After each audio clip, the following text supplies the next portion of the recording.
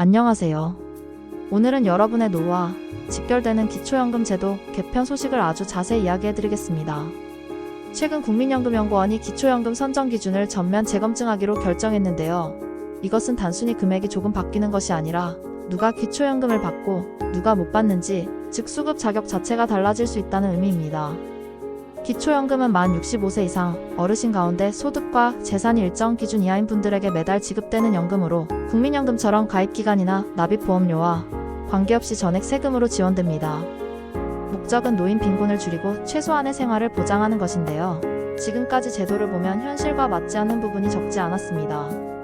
예를 들어 집이나 예금이 상당히 있음에도 기초연금을 받는 사람이 있는가 하면 형편이 어려워도 기준을 조금만 넘겼다는 이유로 수급에서 제외되는 경우도 있었습니다.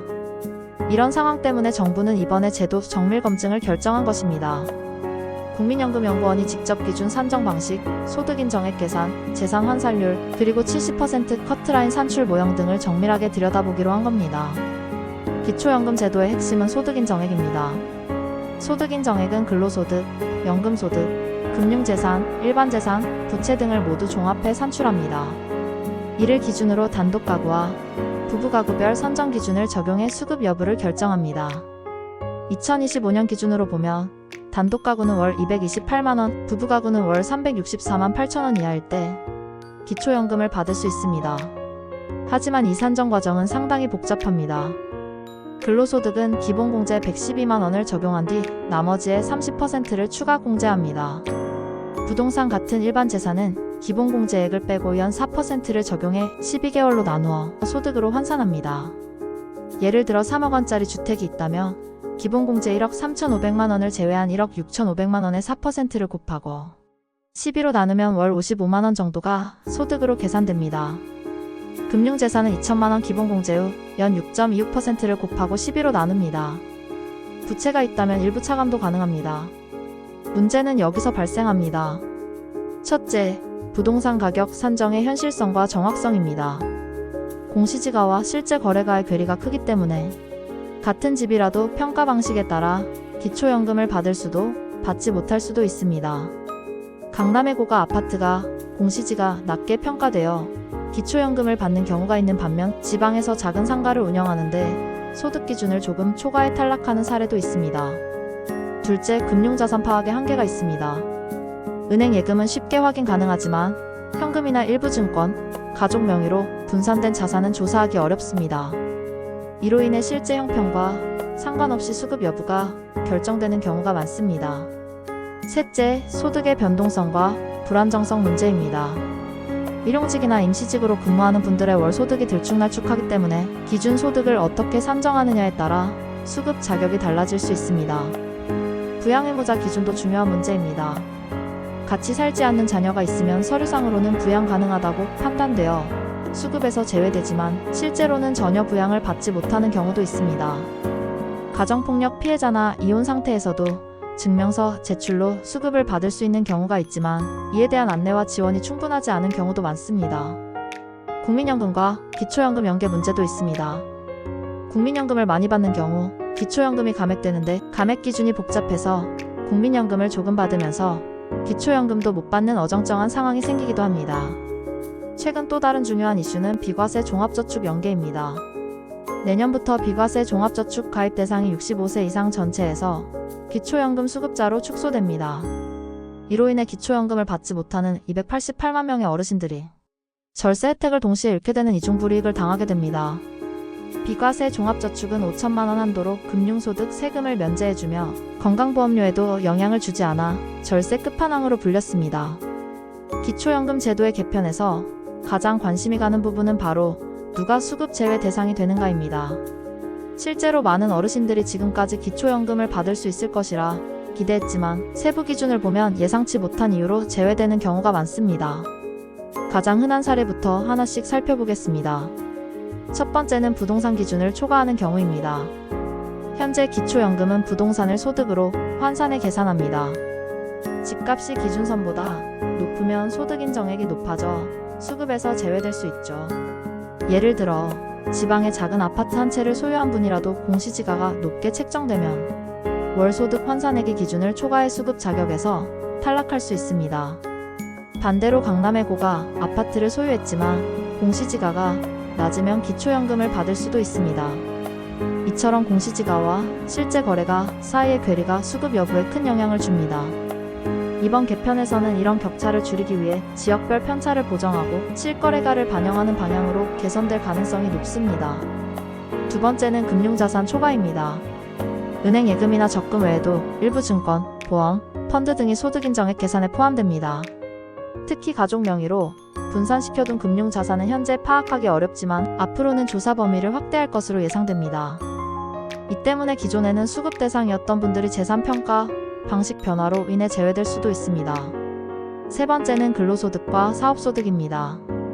일용직, 임시직 또는 소규모 사업을 운영하는 경우 월소득이 일정하지 않아 평균 소득 기준을 어떻게 적용하느냐에 따라 수급 여부가 달라질 수 있습니다.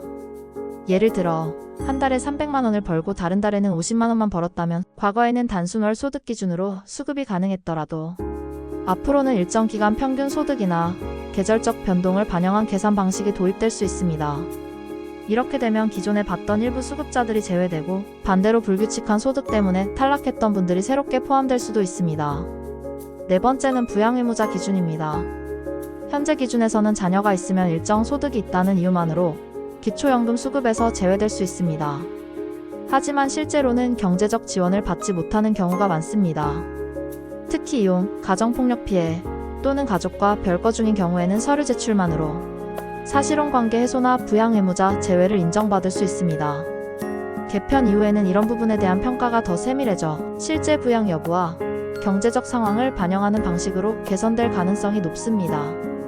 다섯 번째는 국민연금과 기초연금 연계 문제입니다. 국민연금을 많이 받으면 기초연금이 감액되는데 현행 감액 기준은 복잡하고 불명확해서 국민연금을 조금 받으면서 기초연금도 받지 못하는 경우가 발생합니다. 이번 개편에서는 감액 기준을 명확히 하고 국민연금과 기초연금 간 연계 방식을 합리적으로 조정할 것으로 보입니다. 이를 통해 조금만 더 받았다는 이유로 수급에서 제외되는 문제를 개선할 수 있을 것으로 예상됩니다. 여섯 번째는 비과세 종합저축가입과의 연계입니다.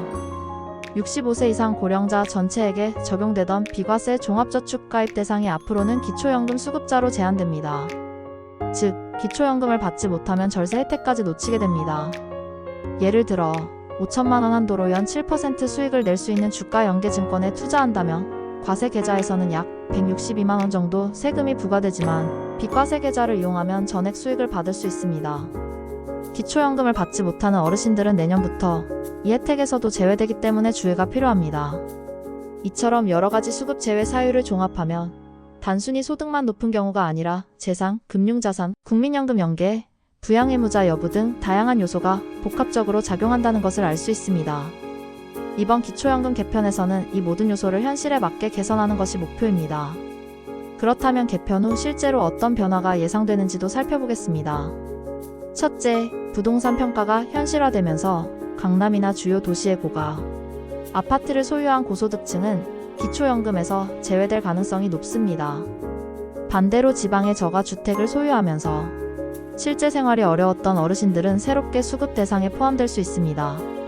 둘째, 금융자산 파악이 정교화되면서 기존에는 누락됐던 금융자산까지 포함될 가능성이 있습니다. 가족 명의로 분산된 자산이나 증권, 보험, 펀드 등 다양한 금융상품을 통합하여 소득인 정액을 산정하게 되면 기존 수급자가 일부 제외될 수도 있고 반대로 기존 탈락자가 포함될 수도 있습니다. 셋째, 소득 산정 방식이 개선되어 일용직이나 임시직 근로자도 평균 소득, 계절적 변동 등을 반영하여 공정하게 평가될 가능성이 있습니다. 이에 따라 기존에 제외되었던 분들이 포함될 수 있습니다. 넷째, 부양의무자 기준이 현실화되면서 실제로 부양을 받지 못했던 상황이 반영되고 가정폭력 피해자나 사실혼, 해소 등 특수한 상황에 있는 분들은 수급 자격을 보다 쉽게 인정받을 수 있습니다. 다섯째, 국민연금과 연계한 감액 방식이 합리화되면서 국민연금을 조금 받는다고 해서 기초연금을 받지 못하는 문제를 해소할 수 있습니다. 마지막으로 제도 변경과 함께 수급 희망 이력 관리제가 강화됩니다.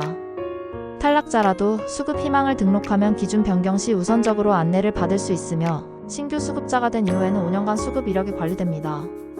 이제 일반 국민, 특히 기초연금 수급 대상자인 시니어분들이 무엇을 준비해야 하는지도 중요합니다. 먼저 본인의 소득과 재산 상황을 정확히 파악해야 합니다. 부동산 실거래가와 공시지가, 금융자산 현황을 정리해두면 개편 이후 수급 여부를 예측하고 대응할 수 있습니다. 또한 비과세 종합저축 가입도 올해 안에 서둘러야 합니다. 내년부터는 기초연금 수급자만 가입 가능하기 때문에 아직 가입하지 않은 분들은 연말 전 가입을 권장합니다. 은행, 증권사, 보험사 등 다양한 금융기관에서 가입할 수 있으며 소스뱅크 같은 인터넷 은행을 통해 비대면 가입도 가능합니다. 소득 인정액 계산이 복잡하기 때문에 필요하다면 전문가 도움을 받아 계산해보는 것이 좋습니다. 가족관계와 부양의무, 부채, 의료비, 교육비 공제 등 다양한 요소가 반영되기 때문에 개인 계산과 실제 산출액이 다를 수 있습니다. 마지막으로 중요한 것은 정보를 꾸준히 확인하는 것입니다. 국민연금연구원의 연구 결과와 제도 변경 내용을 적극적으로 확인하고 본인에게 미치는 영향을 파악해야 합니다. 수급 자격이 달라지는 경우 대비책을 마련하고 필요시 관련 서류를 준비해두는 것이 안전합니다. 이번 기초연금 개편은 단순한 금액 조정이 아니라 노인복지체계 전반에 큰 변화를 가져올 중요한 제도입니다. 초고령 사회에서 제한된 재정으로 더 많은 어르신에게 실질적인 도움을 제공하기 위해 필수적인 조치입니다. 기초연금은 노후 경제의 마지막 방어선과 같기 때문에 기준 설정의 정밀성과 공정성은 매우 중요합니다. 앞으로 개편을 통해 정말 도움이 필요한 분들은 혜택을 받고 상대적으로 여유가 있는 분들은 다른 방식으로 노후를 준비할 수 있도록 하는 것이 바람직한 방향입니다. 변화 과정에서 혼란과 불이익을 최소화하기 위해 충분한 준비 기간과 안내, 세심한 배려가 필요하며 개인적으로도 적극적으로 정보 수집과 대비를 하는 것이 중요합니다. 영상이 도움이 되셨다면 구독과 좋아요 부탁드려요.